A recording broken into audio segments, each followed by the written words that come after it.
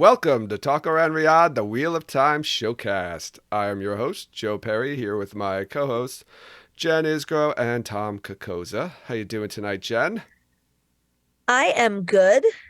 I am a little bit tired, but I'm working on a coffee. I'm very excited about some great news that we got today to talk about, and I'm excited to do our show.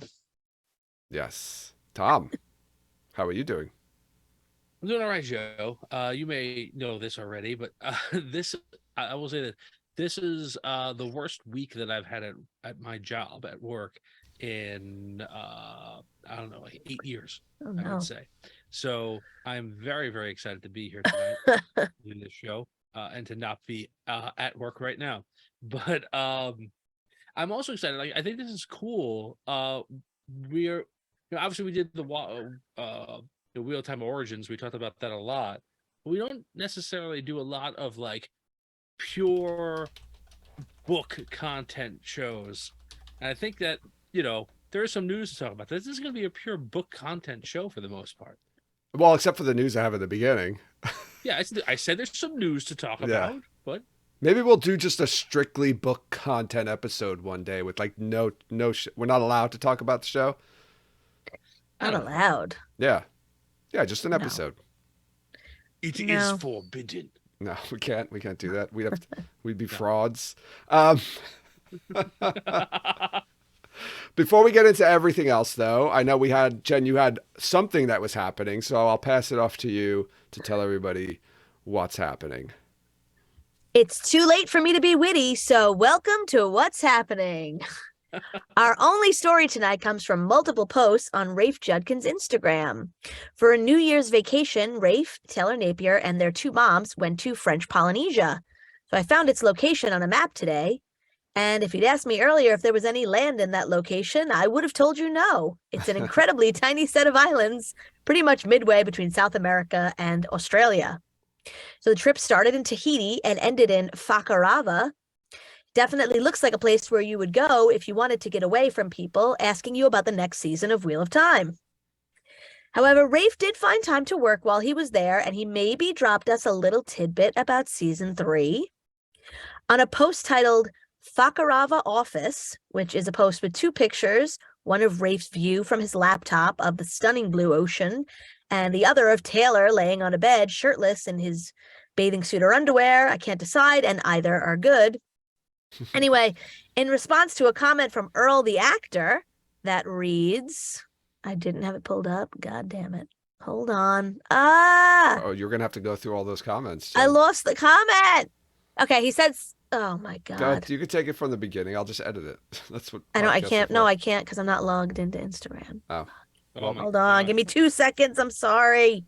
All right, while you're doing that, I just want to No, tell everyone, don't talk. I need to No. cut. I need to be able to cut the episode together This properly. is fine. This is just for people listening. Okay, that's fine. Forget Hold it. on. I'm going to be ready in 2 seconds. Don't Sorry, start it. everyone. Don't That start was a so, tangent. I should tell so a secret, like a really big secret inappropriate. right now, that only the So people live listening inappropriate. will hear. Oh my God. Where is it? I can't think of anything. You want me to read it, Jen? I have it. You should have said that 10 minutes ago. No, I just can't found it find now. I didn't have it 10 minutes ago. I got it. Okay. I'm going to start that line over Okay. again. Anyway, in response to a comment from Earl the actor that reads, damn, how do you write with that as your office? So Rafe responded, it makes it easier, honestly. I love writing in places like this, especially when I'm doing some scribbling about the sea folk. Nerd with glasses emoji. So do you guys think this is true? Will we actually see sea folk in season 3? I think Rafe also right. Somebody posted this on Twitter, and it went. It was all over the place. And then somebody, I think Rafe retweeted it or something, and said always or something like notice the comment or always look Always at the notice the comments. Yeah, always notice the comments. So I'm pretty sure he wouldn't have doubled down on it if it wasn't true. That's pretty surprising. And I did respond to this as saying like, oh, I was kind of hoping they'd be cut. not like that, but in a way like, oh, I was surprised to hear that the Sea Folk made the cut. They made it. There's always a chance, Wow. you could always you could still cut them. The season hasn't happened yet. Yeah. Oh, that's wonderful. Yeah. Oh, that's so good. Yeah, if this was on Twitter, I would have gotten a really good GIF to respond to that. I mean, the sea folk, are they going to be topless? Is that why they put them in? So they could have like some nudity on the show? I doubt Some it. titillation for Amazon Prime? I doubt you would see it because it'd be too No? much. It'd be gratuitous nudity, and then I think they would not want to not lose viewers, but have that stigma over it where, like, if some younger people are watching it, then all of a sudden there's just titties all over the place. I mean, it's a fairly adult. Please be show. advised, this episode has titties all over the place. Is that a I believe when TV? you right? I believe Yes. that's TIDDIES. Well, the show is rated TV-14, right? Yeah. Yeah, think so so. you can't show Yeah. titties on a TV-14 You show. can't? For Not a- 14-year-old? You can show non-sexual. You can show non-sexual. You think? Just yeah. Like when It's you not- watch the yeah. documentaries about, Well, those aren't even rated 14. Those are like rated general audiences. I guess they are, right? Wait, what documentaries are you guys talking When about? you watch those documentaries, like, about certain societies, and they don't, the women don't wear tops. Oh, like National Geographic or something? Oh Like- yeah, not like a, France. No. not like a Dateline. I'm like, what or- documentaries are you guys watching? Right. There's like people are saying that there's some nudity in season 1. And again, I think Oh, that, there's a butt. Yeah, there's The a butt? butt. no, I don't have recollection this one way or the other. It's People just talking about butt. It's the just. bathhouse There scene. were that there's boobs? in Oh, there. yeah. Maureen and when But you don't, Maureen's in you the. don't actually see breasts in that. I think you might. The women, when she's talking to. Yeah, I don't head of think the you actually. Blue I don't think they're actually in the episode. Like you actually see them. I mean, like In the you see- background, like people in the background? Yeah, I don't think you just see tits I in the don't- background. Boo. Side You might boobs, see some maybe? side boobs, maybe. Yeah, you might get a little side Yeah. boob. So I'm gonna have to watch it again for research. Yeah. I mean- why do you keep watching this bath scene? It's for the podcast, hun. Leave me alone. just close the door. Close rare. the goddamn door. It's tits from stage left. Tits, stage left, even. It's like the I have to tell you, Snagglepuss did not No, care about that You scene. would all not. right? You're right. You wouldn't We care. would- we would have to go to the, bad scene in episode 1. we would need to go to the website, like in is it Knocked Up? They're working on the website to like catalog Oh, every yeah. Oh yeah, every movie with boobs in it. The Yes. scenes. and the Yeah, scenes, oh the my times. Yeah, we would go to that Oh my website to God. find out. If only it was real. Yeah. I'm surprised somebody didn't actually do that. Are you kidding? It probably is out there. It's a plot point in the movie that there was a real site about that already. Oh, that's Like, right. 3/4 way through the movie, they're like, "Oh, you mean like whatever?" I don't remember the name of the site. Yeah. And they find out like this awful idea that they're working so hard on has already been created and is successful. Mr. Something. I don't know. So anyway, Sea Folk. So yeah, I guess we're getting Sea Folk. Yay. Maybe it won't be I as can't- big as like like it is in the story. Maybe it'll just be like a scene or something. Yeah, I don't think they could focus too much on that. It just why? When you could be talking about Alright. some other really important things. Skeeter's just commented, "Everyone on the ship's Donald ducking it." I can't. Thank you, man. So It's like that anyway, scene. I think I brought this up like probably a couple years ago on this podcast. It's like the scene in Euphoria when I first started watching Euphoria. There's just a scene in the men's locker room, and fuck, it's not even men's because they're high schoolers, which is weird. And there's just dongs everywhere in the Oh scene. my god. And I'm like, this is not just weird because there's dongs everywhere, but because this is supposed to be a high school boys' locker room. Yeah. But for whatever this is worth, this is really getting a far field. There was like one guy in high school. We had like swim gym. Like and like there was like one guy who would just walk around the locker room naked. Everyone else was like, I'll put a towel on and get dressed under the towel, and this one guy just walking around weighing out everywhere. Not cool, man. That man was me. No one. He could have been, and that man was Joe. That's right. I think that's what people were waiting to hear. Oh, Yeah, so I don't. Does anyone have anything more to say about the Sea Folk in the show? I just want to talking like more realistically about that, not about like how. I guess we can talk more later on about how they portrayed. There's an episode for us in the future, at least. But yeah, I can't wait to really get into that episode. How much Sea Folk do you think we're gonna get? Like, do you think they're gonna like? You have Sea Folk. Does that mean you get Bowl of the Winds? Oh, Right? yeah. You know what? You could that do mean you get one IMR. season with Sea Folk in them, and like otherwise they're like just periphery people in the background, maybe. But then you're doing the Bowl of the Winds, like yeah, in season what else 3? would you do Sea Folk for if not Bowl of the Winds? No, I mean if you introduce them in season 3, you have them in season. You may figure like Bowl of the Winds season 5. What if they get the Bowl of the 6? Winds in season 3 and then they never go to Ibudar, and then they cut the whole Thailand storyline out and they rearrange everything? So They get it in Chico somehow. I wasn't expecting Bowl of the Winds because they didn't do weather already, right? Eye of the World's supposed to be like winter isn't going away. And Yeah, then they did not bring up that the seasons were Right. kind of getting So a lot of whack. will they do a summer is an ending thing that they had to do the Bowl of the Winds to kind of fix? Like, there's definitely thematic elements to that later on in the books, as like Rand is becoming more heartless as winter hits the whole world and whatever, blah, blah, blah. But like, man, I wasn't dying for the Sea Folk, I have to say. We'll have a whole episode talking. Maybe it'll even be multiple episodes. Oh, I'll try not to do that to everybody. Maybe they'll be good on the show.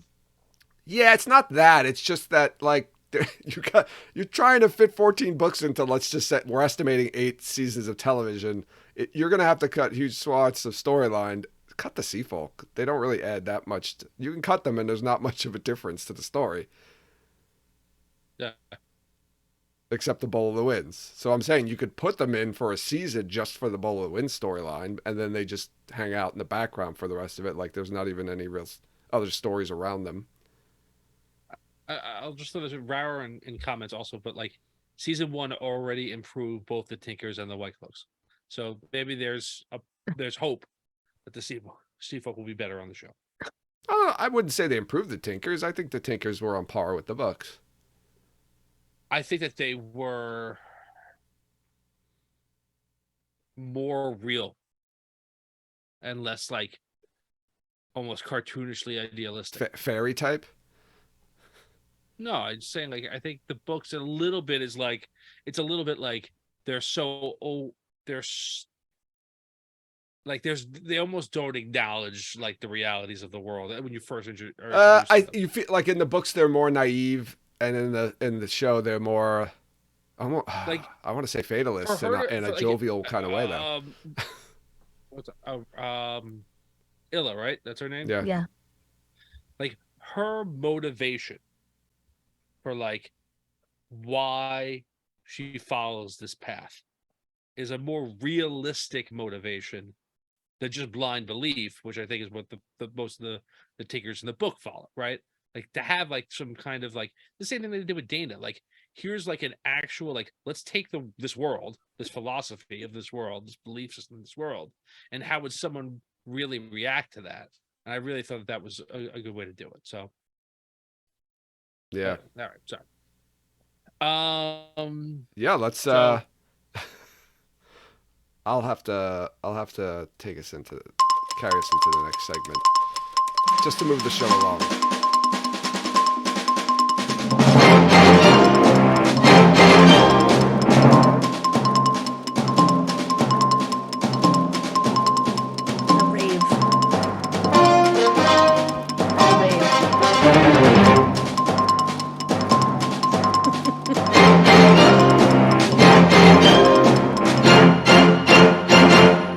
welcome back to another edition of Where's What Origins, your favorite segment of the show that we don't like. Just kidding. We love it. So I guess we'll go around the horn. Tom, have you heard any news about where What Origins is? No. Okay. Jen, any thoughts on that, on what Tom said? Joe, I've been around the world and I cannot find What Origins. Oh, damn. Neither can I. So let's wrap up the segment there. All right, so let's get into the news. We do have a few things to talk about. Nothing big, but I'm sure that won't stop us from talking too much about them, like we did about the Seafolk in well, we said season 3, but who knows when they're coming in. Anyway, the first bit of news comes from WoT's series. Where else? I'm going to start. That's going to be like a thing. Where else but WoT's series? Maybe that's a new segment on our show. So they had tweeted the other day, the Jordan Studios banner was put up back in the summer of 2019 as filming for The Wheel of Time was about to begin, but was taken down and moved inside the studio. A recent photo added to Google Photos shows that the sign is back up. Looks and feels right. So, is this a sign? What does this mean for season 3? Well, I mean, it's literally a sign.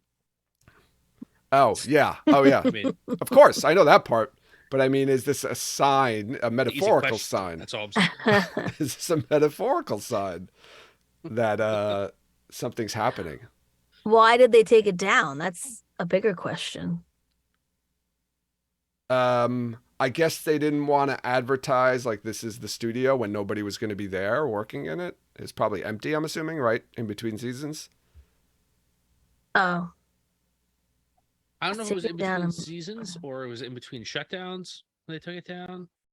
I also don't know how recent this is, right? Google, like like those things get updated like at random time frames, so that could be an old photo, like a relatively old photo. That It could would been have to while they were- be, I guess, year, at least, or, you know, it's snowing. There's snow on the ground, so it has to be at least fairly old then, like from the same time, you know, the winter of last year, I guess.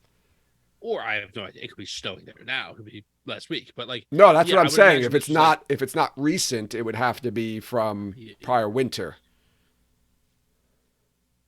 yeah, like let's see, when did filming begin on season 2? July, July? May? No, it ended. we It were ended in May for season 1 and started like 2 months later. Yeah, wasn't it July? Didn't it start? Didn't it end in May and oh, of start in July? 2021, 2022. No, 2021. 2021. Didn't season 1 filming ended around, oh, was it March and then March. started in May? It was like about 2 months May. difference. It was July. Yeah, okay. We don't have Geeky Ari here on listening in, but it was either ended, season 1 either ended in, I could actually check because we can look at the Like rap where our rap parties. where our rap party was. I can look it up, but it was, I thought it ended in May and then July was when season 2 started. Yeah, that makes sense. And then it ended filming when then? 8 months. So I don't even know over where with I lost Yeah, track of what we were yeah, even I would talking say- about at this point. My guess is that this picture is from them filming season 2. It was the point that I was attempting to make. No, I think the sign's back up. You don't think that they just put it up recently? No, I think that's an old picture. I'm sorry, I don't mean to be a Yeah. Debbie Downer. You're But being a Debbie Downer. Every time that okay. I get a updated picture of my house from like Google Earth or whatever, it's from like 3 years ago. Yeah, our season No, I 2 think rap party Google- was in the beginning of May. It was May 6th when we did the stream, which was probably, and I think it was a few days later that they officially announced the Yeah. rap. So yeah, and it was about July, I think, when they restarted. I want someone who lives in Prague, go take a picture today and let us know if that sign is there. Well, right, Matt was in Prague not too long ago, right? Like a month or 2 ago. I don't know if he went to the studio though. We should see if he went in that way. Ask Guy Roberts to send us a He picture. did Oh. go by the studio. I Or think. Rosman Pike. They live in Prague. Oh yeah, let's ask Rosamund Pike. Tell us where the sign is. They also tweeted out something later on. So you remember Lubna Care? She was okay. What's so I'm funny? sorry. I just like the way you say her name. Lubna Care. You didn't say it the funny way just now, but I just have it in my head. Okay. Lubna Care. How did I say it? I don't know. You're like Lubna Care. Lubna Care. She was announced. She actually announced herself back in August. She tweeted that she was going to be working in. She was going to be in season 2 of The Wheel of Time. She mentioned that she was in Italy for filming. I'm President Fire. Well, I'm assuming she For had. doing that. No, she actually put in a tweet like I'm so happy that I'm allowed to announce it or something like that. I remember her putting it in the tweet that like it was very much seemed like it was not sanctioned, but Yeah. Oh yeah, it was sanctioned. Yeah, sanctioned in the other word. I forget. Sanction can mean like the opposite thing. Whatever. Anyway, It's the thing you have to do, or yeah. So. Yeah. So anyway, her CV was updated recently with her role, and her role is listed as sister. Wow. Yeah. So I'm intrigued. Sana Hamri was credited as the director. So Sana remembers directing episodes 3, 4, 7, and 8.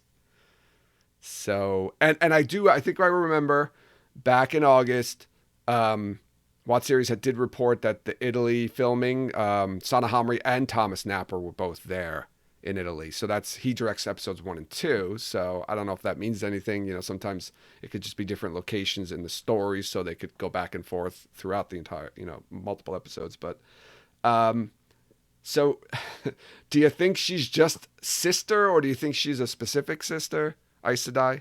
She's an Aes Sedai. Yeah, but I mean, like, do you think she's a specific Aes Sedai? They just put maybe, sister down as a placeholder? I don't remember. Is she like? She's not that very famous of an actress. Like, she might just be like a 1-line role or a 2-line role where somebody could just refer to her as sister. Like when and that's how she's credited. Like Evelyn Mock. Yeah, I couldn't remember her name. Evelyn. I was, yeah, like on that level where they she's like been in TV like somebody movies, just nods at her and says, "Thank you, sister," and she responds, and like short, that's it. A couple of TV series, one of them only in an episode in each series. So yeah, she has not done much at all in like film and television. She might be an accomplished stage actor. That means nothing for television. That means nothing. Yeah, that's what to I Amazon. think. I think somebody calls her sister, and then she responds back, and that's it. Okay. But I do think she's an Aes Sedai. So I just have to ask: am I the only person when I saw her titled role that heard it in Darth Vader's voice? Yes. Sister. No, definitely didn't think of it that way. I do want to ask though, right? So that means, if she's an Aes Sedai in Italy, right? Does that give us any clue to what was being filmed in Italy? Because we know we know Tar Valon, or at least, well, what we've seen of Tar Valon and the White Tower was filmed on sets. Yeah, I mean, we already surmised, I think, from earlier like photo leaks, what characters were where, that Aes Sedai stuff was happening in Italy, right? We saw Jennifer Chiang Garcia. We saw Well, Rosamund was in Italy, right? And Daniel Henney. Warren, Yeah. Zoe and Zoe and Madeline were there, right? Madeline were there, right? So I think that there could be scenes either there's going to be set pieces of Tar Valon, like actual, like just the city that are in backlot stuff, or it could be them traveling to the tower. They're gonna film there. Speaking of Star Wars, wasn't like Naboo in episode 2 like filmed in parts of that filmed in Italy when like Anakin and when they were like in hiding?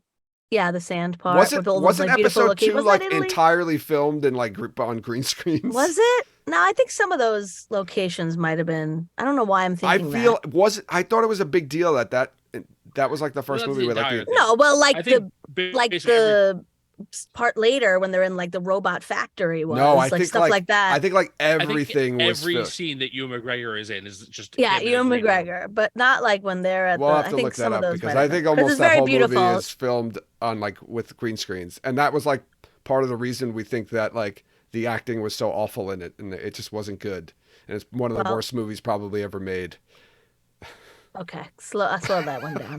But my point was those were very beautiful locations. So if it was Italy, or maybe it was just fake, I don't know.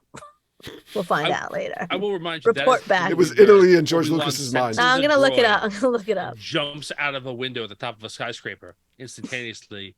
One of the coolest things to happen. Oh, in any jumps movie. through a window that's like through probably through ridiculously the window. thick. Yeah. Like it's But it looks so fake. outside the atmosphere. Right. 800,000 feet in the air. The coolest goddamn thing.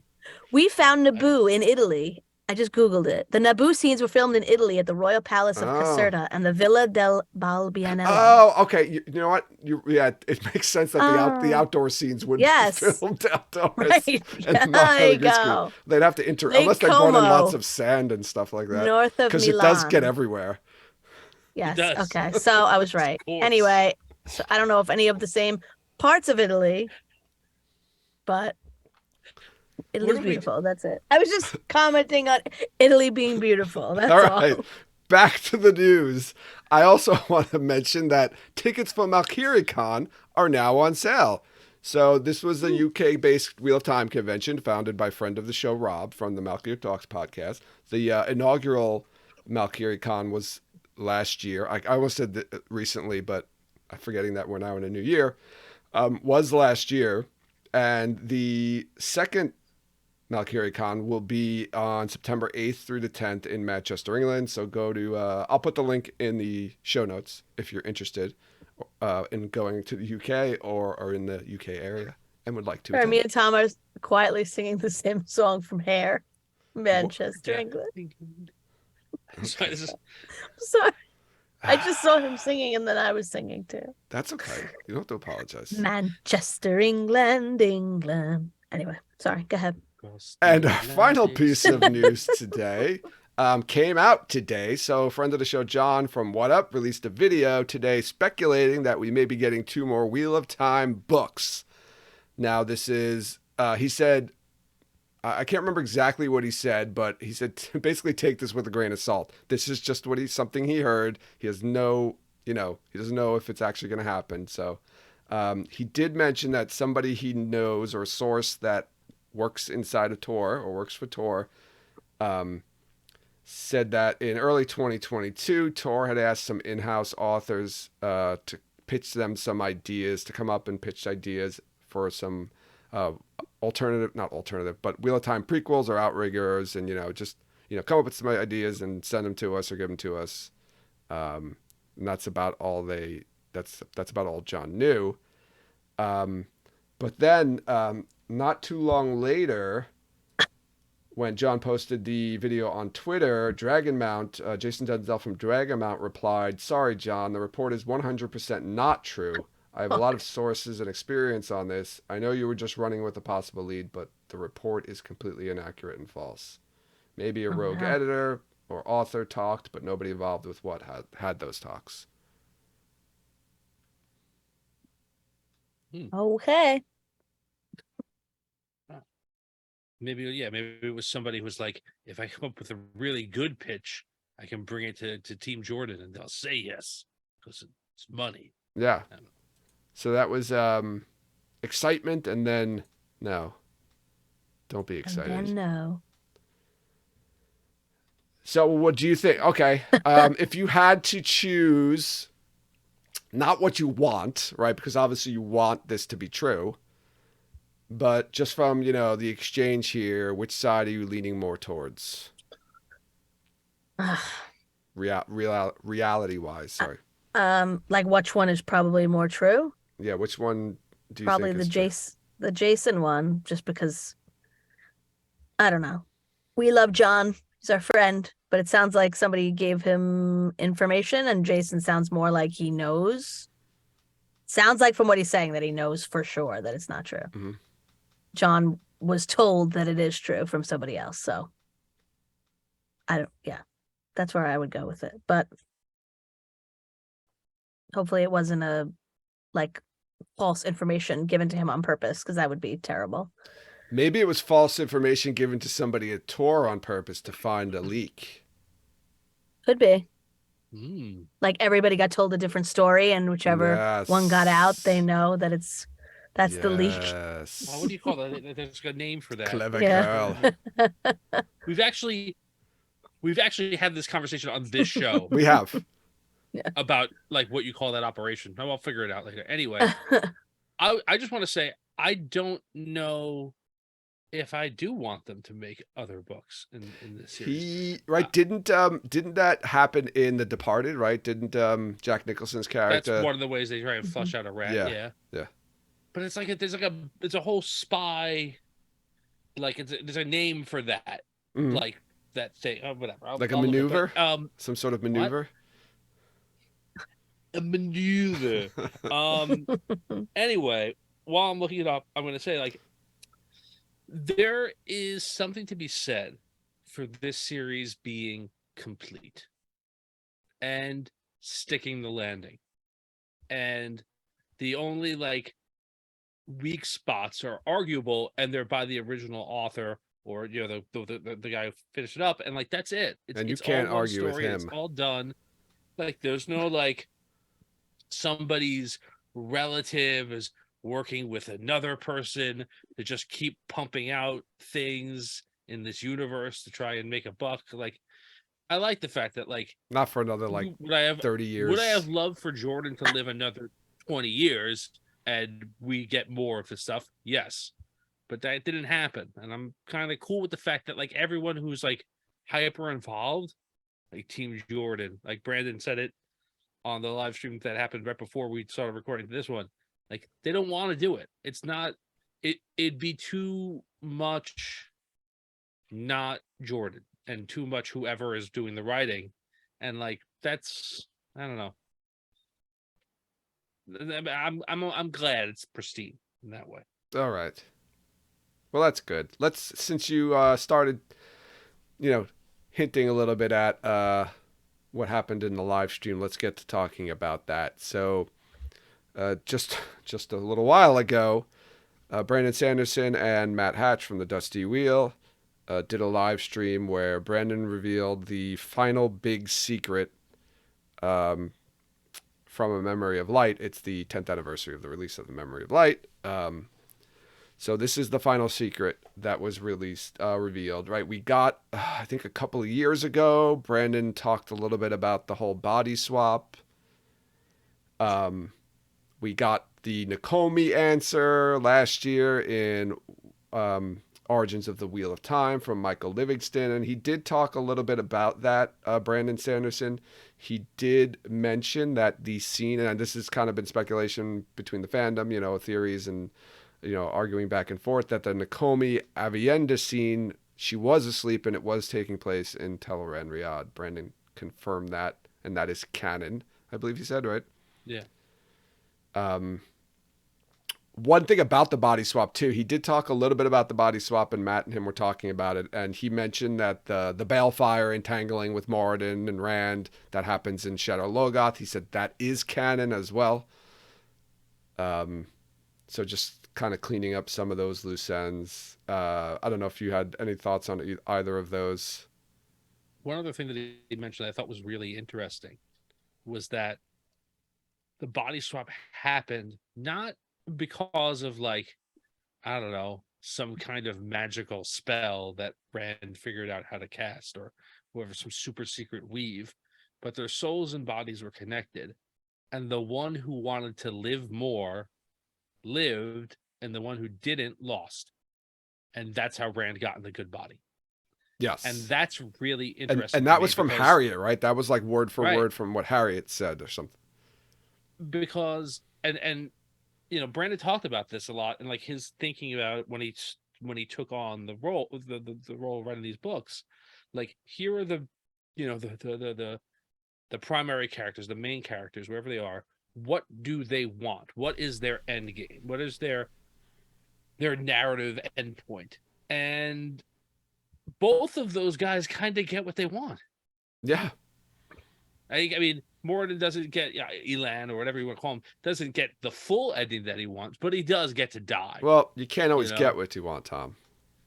No, and I think that that's really. I did not think that was it, and I find that really interesting.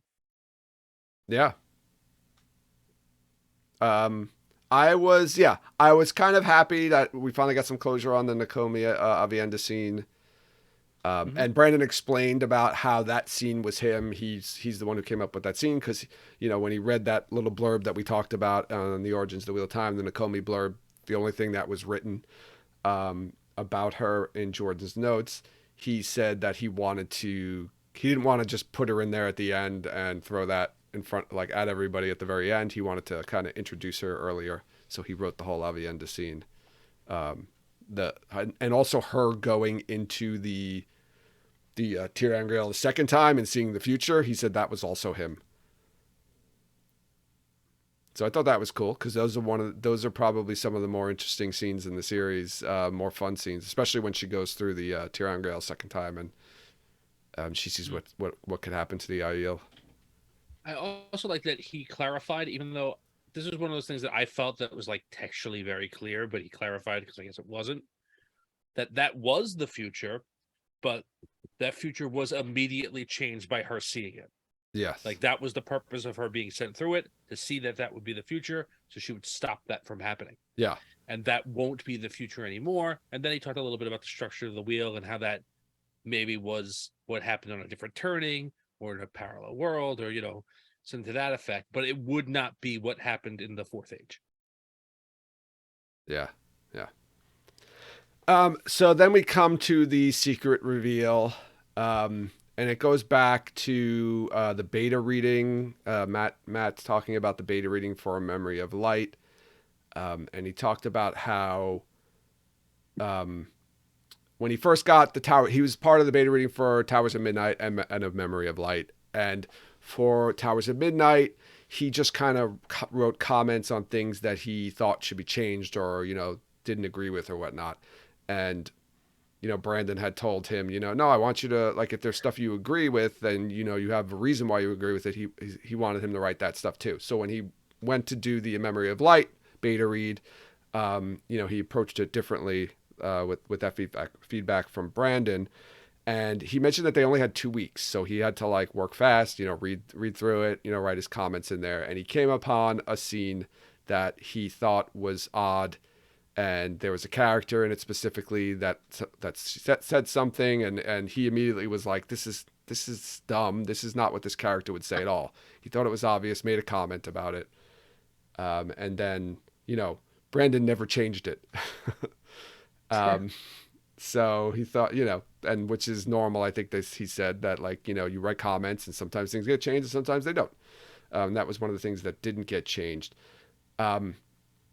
So I think it was afterwards, before the book even came out, I believe, too, he mentions that him and Brandon and Matt went to somewhere to eat after. It was like a Magic tournament draft and whatever. They went out to eat later on, and it was later, I guess, and the only place that was open was IHOP, so they went to IHOP. And Brandon, turns to Matt and says, ask me any question you want about the Wheel of Time. Brandon, led us was telling us that basically he knew what Matt was going to ask. That's why he said it. He knew he was going to ask what question he was going to ask. And this is what led to this question and answer that Matt got 10 years ago that it's been a secret ever since.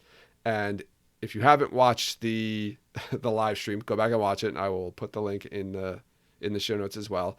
But the question that Matt answered, and if you know who Matt Hatch is and watch the Dusty Wheel, you know what character he's going to ask a question about.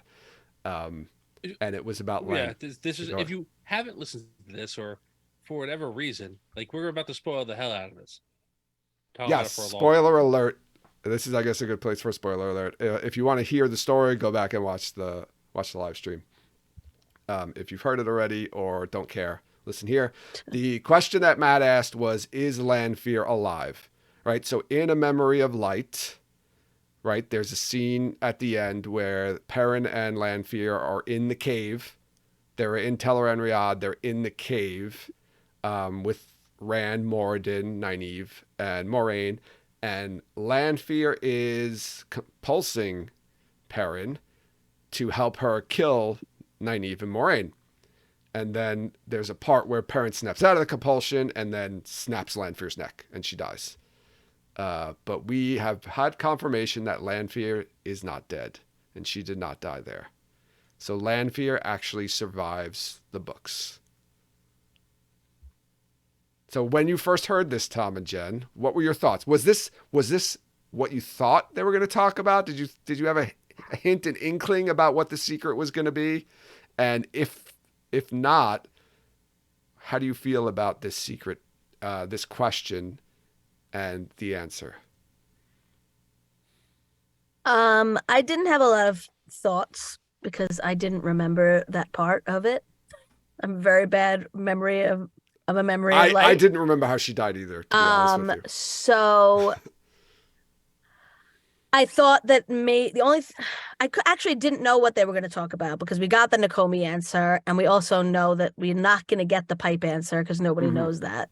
So I had no idea what they were going to talk about because I didn't know this was even a thing. That this isn't like it's a secret that Matt had, but I don't think it's not anything people were clamoring to know because everyone just thought, I guess, assumed she was dead and that's it. Like I don't know if anyone else was wondering whether she was still alive. There were theories around. I mean, I know Matt had talked about this theory for years, like knowing that it was true, but he still played it off as like it's a theory of his. I'm sure there were other people that had the theory too. I mean, you're right. It wasn't like a big, like, it wasn't who killed Asmodean or who's Nakomi. Yeah. It wasn't a mystery solved. It was a secret about. Yes, secret, it wasn't a mystery. right. That's right. Okay. And it wasn't. You're right. And it's very funny how you're right. The way it was branded, so to speak, was secret revealed, not mystery solved. Right. Okay. Right. So it was a secret revealed and not a mystery solved. Which I actually didn't realize. Like, I didn't realize that the words were chosen very carefully about how they promoted it, like secret being revealed, not a mystery solved. I think they were very careful because they didn't want to tip anybody off too about it. I think if I had to put money down on it having anything to do with anything, it's Matt Hatch, so you would assume Lanfear.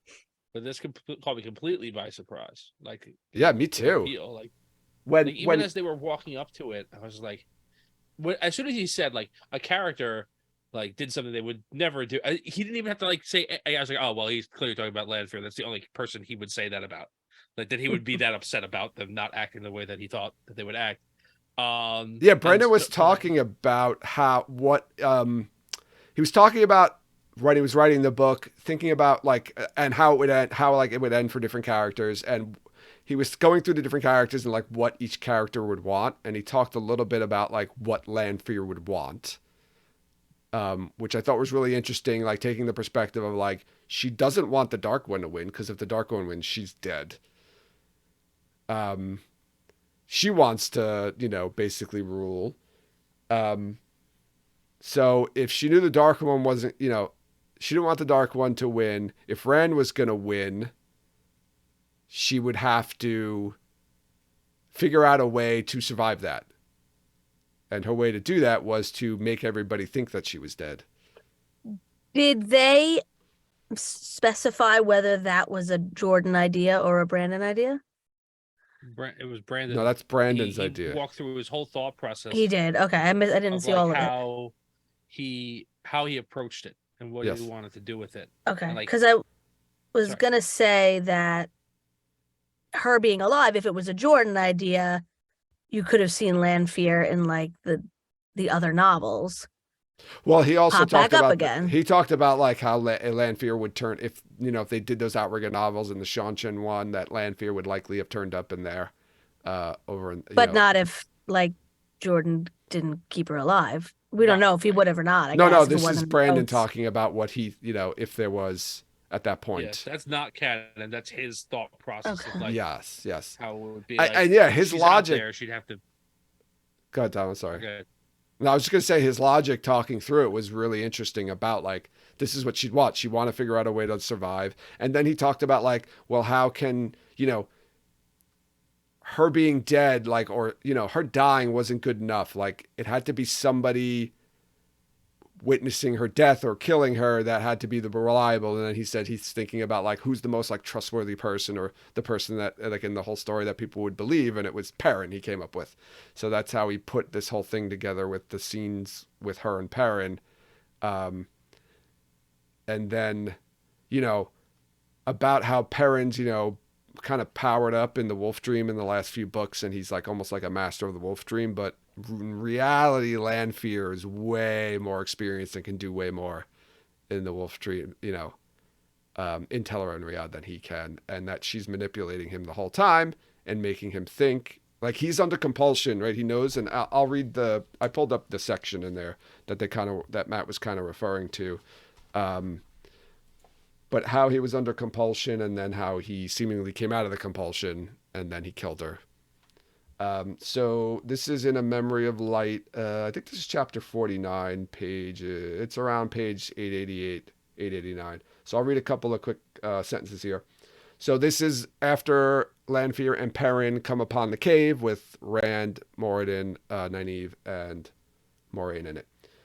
Perfect, Lanfear whispered. I could have dreamed that it could come out this well. I'm sorry, I'll start that again. Perfect, Lanfear whispered. I couldn't have dreamed that it would come out this well. She eyed the two women. We will need to strike quickly. I will kill the taller woman, you the shorter one. This kind of sounds like a cartoon, by the way. Perrin frowned. Something about that seemed wrong. Kill? And then later on, we strike together, Lanfear said softly.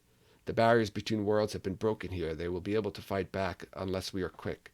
We must kill them at the same time. This is wrong, Perrin thought. This is very, very wrong.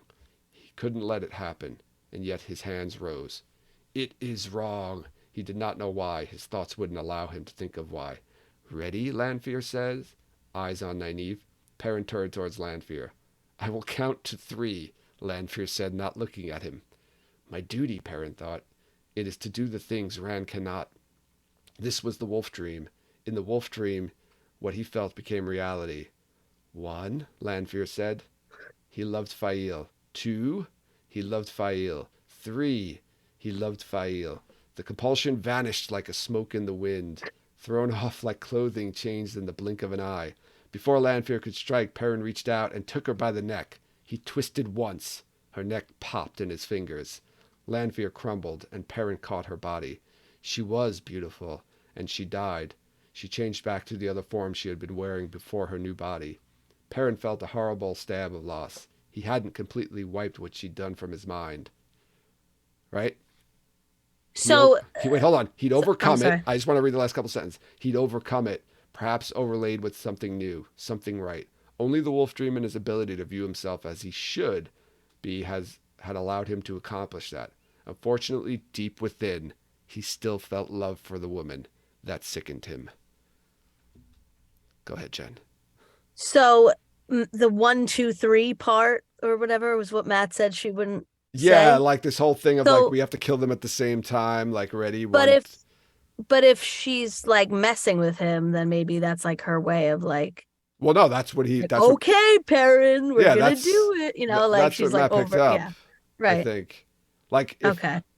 I think he picked up like this. She wouldn't say this. Like this isn't something. Right. She's not being serious. It's like she's messing with him basically. So then I guess the theory is right when he says he comes out, he thinks he breaks through the compulsion. He's not really breaking through the compulsion.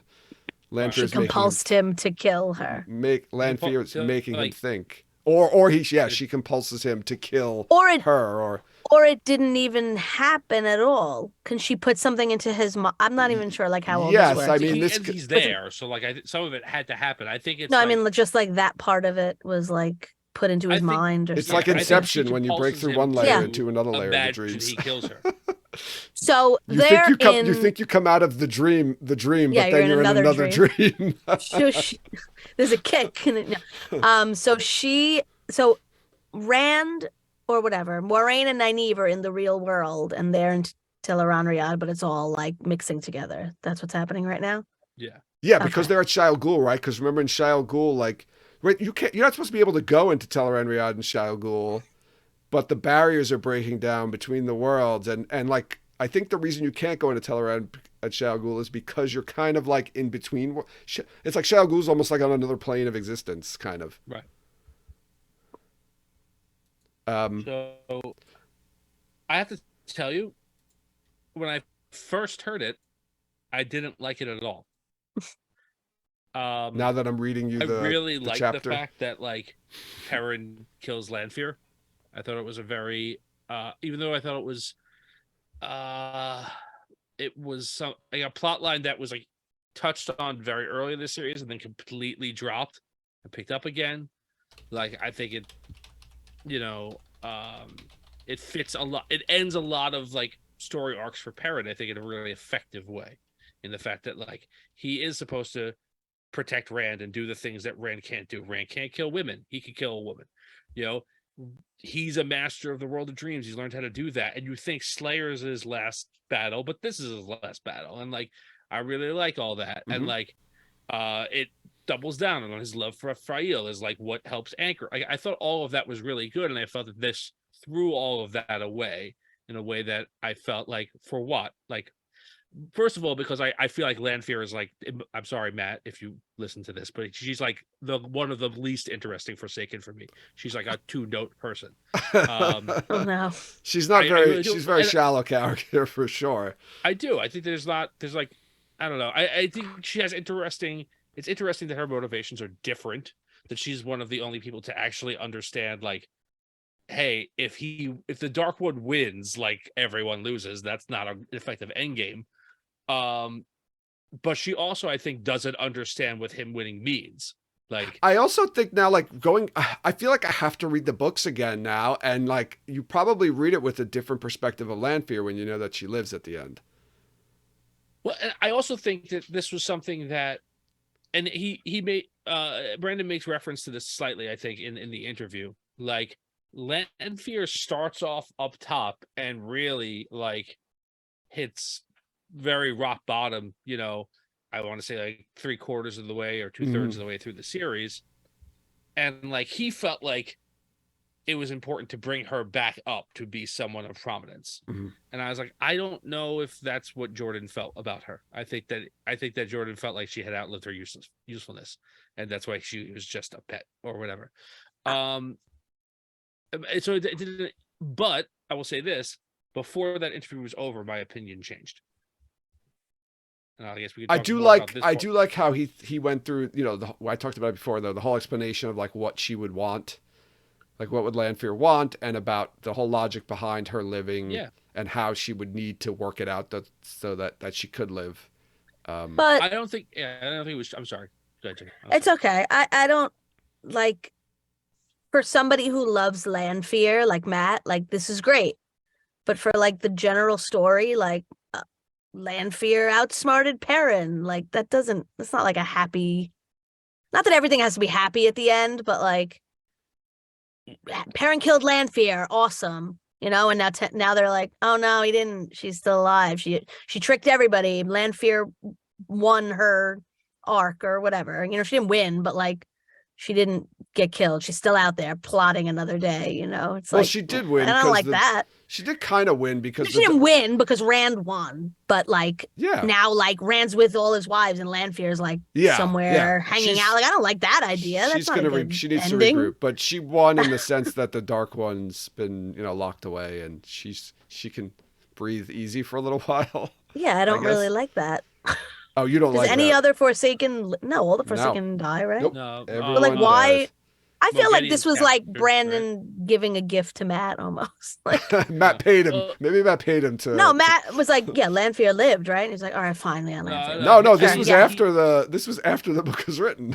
No, I know. I feel like that's when that happened, and then like now it's like I don't know. So I think Brandon actually took pains to say like he had written an email to Harriet prior to all of this, like at the time, Mhm. because he didn't want anybody to say this is kind of retconned in. Like this was his intent from the get-go. And the way he talked about it is that like a lot of beta readers, because they're so hyper aware of the lore and everything else, feel that any foreshadowing is like hype is super obvious. And like I didn't pick up on that at all. I mean, I did think it was weird. I knew what as soon as he said like someone acted weird, I knew like okay, it's one of the two Lanfear scenes.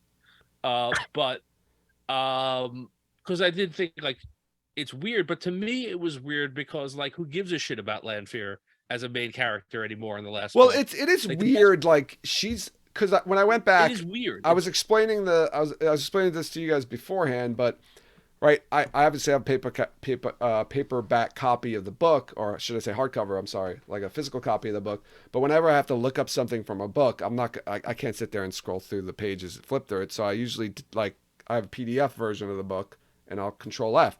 So I was Control Fing through it, and I first looked for Sindane, and there was only like one scene with her, and I was like, okay, let me check Lanfear because obviously different people refer to her in different ways. And I started looking at all the Lanfear scenes, and I realized that I remembered that there was a lot of back and forth. She's just popping in on Perrin and popping out while he's fighting with Slayer and the whole Dream Spike, and she just keeps coming back, and then talking to him, and then leaving, and then you realize at some point that he's being compulsed. Um, and it's like, well, why is she doing all of this? And you think, I guess, at the end that it's just to get Perrin to help her kill Nynaeve and Moraine. And you're right, it is kind of weird, and I don't know.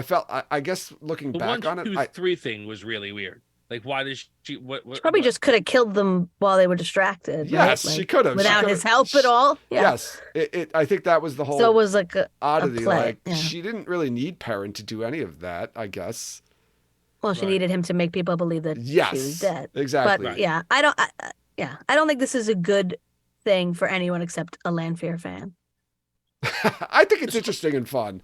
It's interesting. It's interesting, but I don't like it specifically. I agree 100%. Like I said, like I don't. But later on in the interview, he says something else, and that made me like it. Okay, what was it, Tom? So he talked about, and this is more his head canon than like necessarily book canon kind of a thing for Brandon. But like Rand is now done. Like he's done. He doesn't have to do anything anymore. He just has to rest and relax. And like he said, like eventually all of his wives, when they're done doing what they have to do, they have jobs, they have responsibilities now, but they will eventually retire with him, right? And he'll raise his kids, and he'll have a family, and he'll just get to be a regular person, whatever. And he said, like, the only way that this works for Lanfear is that that's not the end of Lanfear's arc. The end of her arc is that she finds out somehow, like, that Rand's still alive, and she sees that he's living a completely happy, like, perfect life, and it destroys her, and it destroys her completely. That like his true happiness is completely without her, and like that made me okay with it. Like if that's her end, that she doesn't win, that she gets comeuppance for all of her evil things, I'm okay with it. I'm just picturing Lanfear like outside in the snow, looking into like the Christmas window, like the window of his house at Christmas, and like the whole family's like around the tree, and she's like shivering outside. All the wives are together. I don't know, like why wouldn't she just like freak out and kill everybody again? Like what would I don't know. She's too heartbroken. Her heart, and I don't even think like shrunk. Necessarily she didn't even really love Lews Therin. So like, I think she did love Lews Therin. I don't know. I thought it was like a power thing. It was like he didn't but want I think me. He didn't want me, so now it's like an like an obsession. I think it was that was part of it, but I did think she really loved him. Yeah. And that's why she's so psycho, because she really did love him. Yeah. I don't like it. She's not psycho just to be psycho because of the power. I think it was. No, well, it turned like she liked him. He'd rejected her. No, she didn't like him. She loved him. Well, she loved him, but she also wanted to be with Lews Therin. Right. And, whatever. And then, like, he picked Ilyena. She lost her mind. And yeah, then she just spiraled from there. But I think eventually, like, it probably But wasn't she- even about but him she anymore. It was just lives. about winning and getting loose there. And So I do like the fact that like she's so convinced that secretly deep down yeah, in his heart, all he wants is her. And for her to find out that like no, he was just telling you the truth all that time, like that you're nothing to him. well, she could have revealed herself at that point and been like, "I was alive the whole time. Now we can be together." Yeah, I picture that scene, Jen, of Lanfear while looking in the window and seeing Rand and his children having a good time, then going in and killing all his children. Right, like blasting the window open, Then killing killing all his everyone. children, and then So- leaving him alive, and then that's just the part That's two the of the Wheel Outrigger of Time. novel That's that's the never got Outrigger, yeah. written. Lanfear's I mean- Revenge. Oh, well, okay. So one other thing, and this is not canon because again, the pipe is not. There's no canon solution for the pipe, but Brandon's interpretation is like whatever. It's the one interpretation I like the best. That like Rand at the end is like Neo at the end of the Matrix. He just can do whatever he wants He because can bend the manipulate pattern reality now. to his will. Right. So like, she can't do that. Like, no one could hurt him. Like, no one can do anything to him because he could just do whatever he wants whenever he wants to. Oh, Like, so you think if that kind of that's like If he that like last? You're let's say saying that would last? happen. That's something that just stays with him till he dies. Is he's got like that's his reward for, so to speak, Yeah. like saving the pattern, is that he can. So he could finally bring people back to life like he always wanted to do. I think like yeah, he Oh. reverse time, or he could just like as soon as the wall broke, he could just stop it, or It's like whatever. Thanos. And he Well, does, he could bail like, fire Lanfear, and then that would reverse all the deaths. He wouldn't even have to bail fire. He could just Yeah, he Thanos just her will out of tap. existence without a glove. Yeah. Like so, It's no I time think- at all. Oh. Damn Yeah. it. God damn it. Yeah. Killers. Anyway, I there was a couple of other things, like he was answering questions and also talking about a few other things. So I don't know if you wanted to just touch on one or two other things that he mentioned. So he mentioned that he talked about a cut scene, about a bridal wreath scene that was cut out of the books, that was cut out for tone.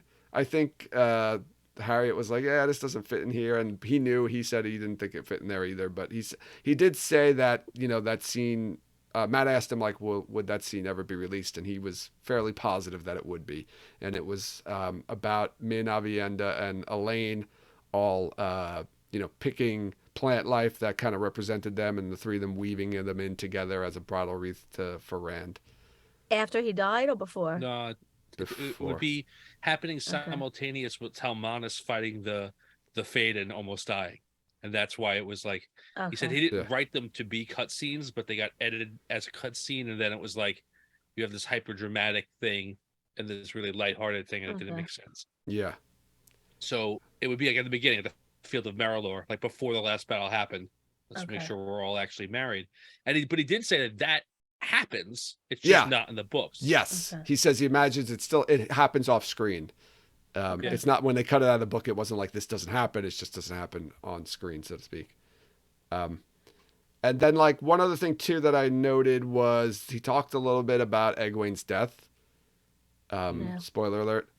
And how that was not Robert Jordan who said Egwene's going to die at the end. That was actually Team Jordan. He wouldn't reveal whose idea it was originally on Team Jordan. He said they'd all been pitching ideas, I guess, for different, because they were talking about like character deaths and things like that, and pitching ideas of like different people's how their story ends. And he mentioned that someone on Team Jordan pitched the idea of Egwene's death, and that was one that they all agreed that they wanted to put into the book, and how it fit her character. And I thought that was interesting. I didn't know that it wasn't a Jordan thing, and that it wasn't even Brandon. It sounded like who came up with the idea. It sounded like it was someone else who came up with the idea. So I thought that was really cool and interesting, how they worked that into the book.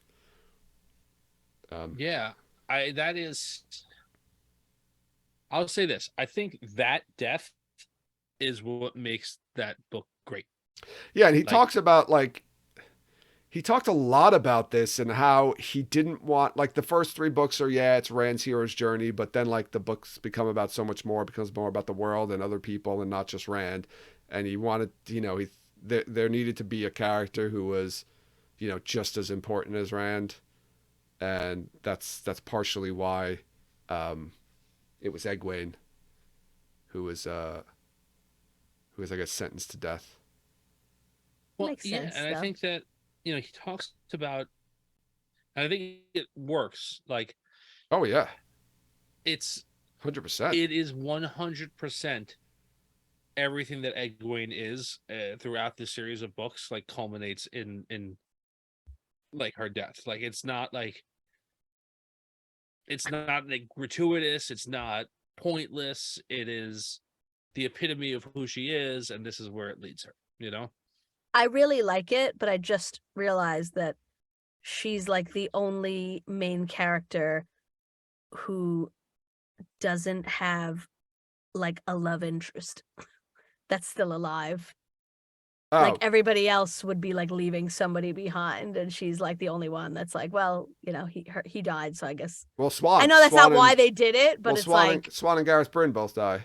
Yeah, they but both die. I'm but saying Yeah. like they both Moraine die. and Tom, Lan and Nynaeve, No, but I'm Rand and the saying just girls, like Matt and Egwene and Tuon. Everyone Gawain has also like die. a right. Yeah, Everyone has like a love interest after it's over. Oh yeah, Everyone's there's like nobody paired off. whose like love interest dies, right? It's Yeah, always I mean they there died in might be, pairs. but like of the main people, I don't know. Yeah, I just thought yeah, that was interesting. hmm yeah. I always loved the Egwene death. I thought Yeah, it's good. it's one of my favorite. Not that I like that she dies, but I think it's perfect. The whole scene is amazing, and it just fits so perfectly with her Yeah, character. I mean, I, you could I think about it, and I feel like there's kind of it's like not hints, foreshadowed. Yeah, but there's yes, things throughout the like when she becomes Amerlin. There's not constant, but there's comments made from many people that like that she's great. She wouldn't be a good like peacetime Amerlin, or not maybe the greatest peacetime Amerlin. Um, she's like the opposite of Robert Duvall from The Godfather. yes, She's only a wartime consigliere. yes, exactly, I, and that I she can't. probably wouldn't have lasted well in like time of peace. So it seems fitting that she would die rather than stay on and kind of rebuild and lead that kind of more normal Amerlin life. I just think Like, she's like supposed to be I can't remember her name, but the Eldrine, the Queen of Manetheren, is that her name? Yeah, there's a lot But of she yeah, people. dies kind of in like the Yeah, same way. yeah. there's So elements of that. yeah, right. There's another ancient great Amerlin, I think, who died. I can't remember who it is, but there's constant foreshadowing Yeah. of like, hey, you know, she's gonna die young in a blaze of glory kind of a vibe. Yeah. And like think about Egwene. Does she want like what's her win? Is her win like 300 years of political fighting with old annoying people? I think her win is, um, you know, bringing all channelers together under one Right. sort of not necessarily one under the rule of the White Tower, but connecting all of the channelers from different cultures together and having them all organized together and working together, and that was her thing. And I'm Right. sure And she could have lived and continued that work. she could have, but she died as one of the And then greatest. Cad Swain's brought it as like the Amerlin now, and you don't think she's like a big proponent of that? Like, what's I feel like that's like a funny ending. Like, what? Me? No. yeah, like she seems like I the don't total opposite in those kind Cat of like Swain. let's bring in all these other channelers and tie them to the tower. Like, the Cad Swain's the last person you would think would be I mean, she books a working on lot of that. tower convention. Like she's supposed to be She the ultimate does. outsider. She's I don't know, man. She's very Like narrow-minded though. Um, I'm not a fan of her Was at all, and I know that there's a big push in the fandom to get the actress from The Expanse oh yeah, cast as her. I would just much rather her not be on the series. Like that have that actress is great. there has Have to her be play somebody else. they're not gonna they have to put her in. Like, who's his advisor, Sedai advisor after? Nobody. It doesn't make a difference. Cadsuane's pointless to the whole series. She does nothing of note. She does nothing of impact. She fails completely in her only task. The only thing that she does that's well, it actually works. Her task. The only good thing that she does is something that Brandon says if he had it to do over, like I would say good quote unquote thing that she does in the series that Brandon said if he had to do over he would change, which is spanking Semiraj to break her. Right? The only good thing her plan actually works though. Her plan actually works, and Rand doesn't Rand not change and have a breakthrough? Not because literally the opposite of her. She drives him so mad he almost murders his father. But his father is the reason why he comes back. The horror of that. It is always darkest before the dawn. Everyone. No, again, her plan is the worst plan for Rand. It's a good plan. It wasn't a great execution. It wasn't a good plan. Like her plan was, I'm going to just aggravate this guy so much so that he has to express any emotion. Like that's her plan. Yeah. Her plan was get her. That's the plan, Ray. Get her. Like it's awful, and it doesn't work. And like, but more than that, I think literally, I'm not even kidding. That if you just excised her from the series completely, like there's no change. Rand's character isn't impacted by her in any way, really. Like there's someone that he doesn't yell at or get mad at, I guess, a little bit, but you can have anybody be that person. So you just have one of the other Aes Sedai just fills the role and is just not Cadsuane. Right. And so are you cutting formatting? Or are you just reworking the whole formatting? Yeah. Really, what is other than I guess yelling at him, what does she do there that's important? Well, I mean, she does a lot of things behind out of jail. She does things behind the scenes, not necessarily directly with Rand, though. That right? But like, again, like I'm not saying she has to be cut. I'm saying I don't like her as a character, and she could be cut. I don't think anything would change. Like, I kind of like her character. I get why people don't like her, and she's frustrating at times. But I did like her character. I like the character. I think she's a well drawn character. I think she's definitely. Like, I don't think she's a badly executed character. I just don't like her. Yeah, sorry. Which is fine. I think, she's a character people love to hate. Not me. Hate her. What's that? He doesn't love to hate her. He just hates her. He just hates her. He just hates her. Period. All right. Sorry. No, I was gonna ask if you had any more anything else you wanted to talk about pertaining to the stream, anything more about Lanfear Alive. What is Lanfear's next steps when she's alive, right? The last battle's over. Rand has done the body swap. She's escaped. What does she do? What is her plan? She thinks Rand's dead, right? She assumes Rand's dead. She hears the rumors, all the stories that Rand's dead. What's her goal? What's she's gonna do?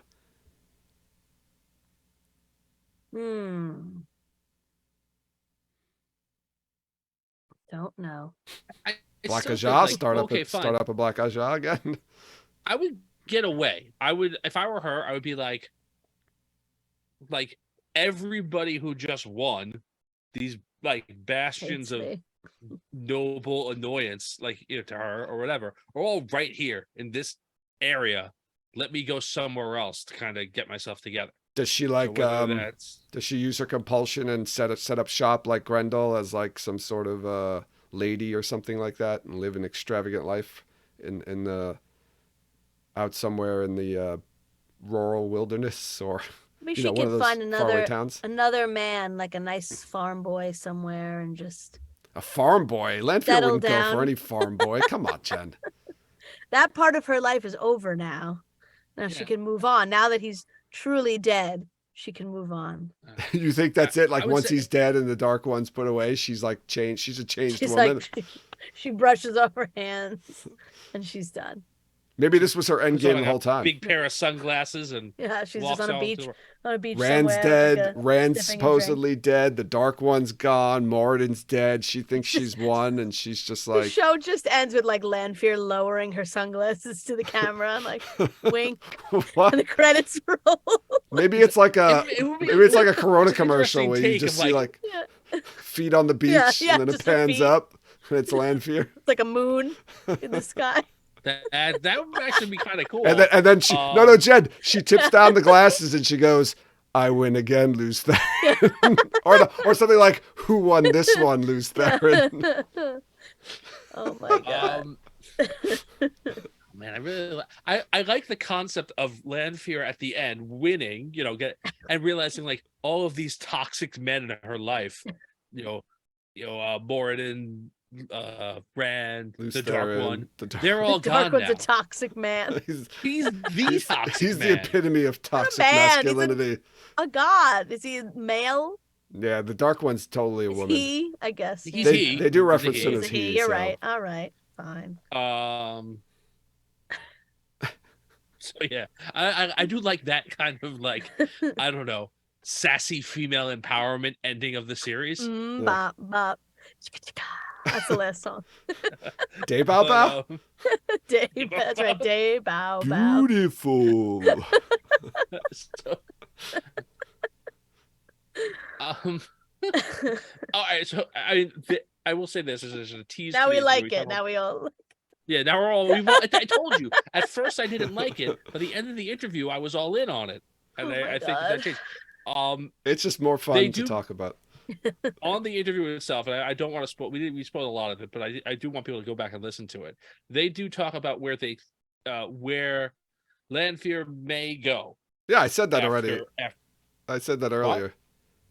Yeah, I don't. Did you? Yeah, we mentioned about the Oh, all right. Outriggers. Well, sorry, we spoiled that too. Anyway, I did say it earlier. Tom didn't hear it, so maybe you didn't hear it. So, so all yeah, right, I don't know. yeah. I guess we'll Let's wrap end it it up. strong. I guess we'll wrap it up here. Oh wait, I never said like what I could picture Lanfear doing right afterwards. So, I did mention it. Yeah, I think she would set up shop, maybe do like a Grendel style where she takes over, some sort of lower noble person, maybe cons them or something or compulses them, and then maybe works her way up and eventually, I don't know, like she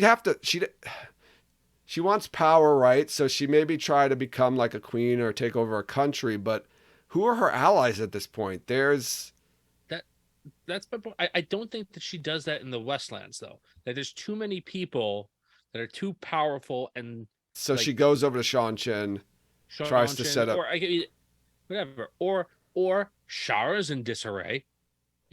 I think most of They're- Shara's probably dead.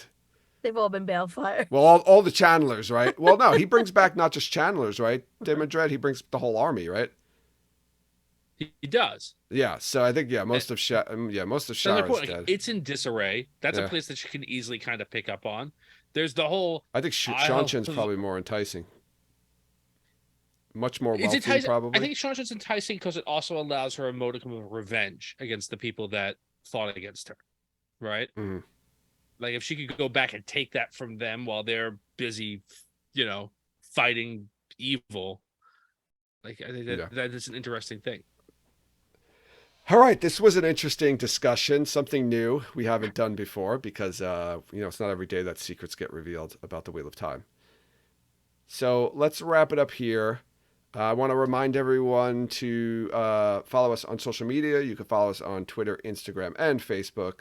Join us over in Discord to continue the conversation there. I forget to say this most of the times, but you can also watch these podcast episodes on YouTube. We post them on YouTube afterwards, so go check it out if you want to watch it. And those versions are actually unedited because there's no way I have enough time to edit a video and the audio. So rate and review us wherever you listen to podcasts. Check out our merchandise and Patreon pages to support us that way.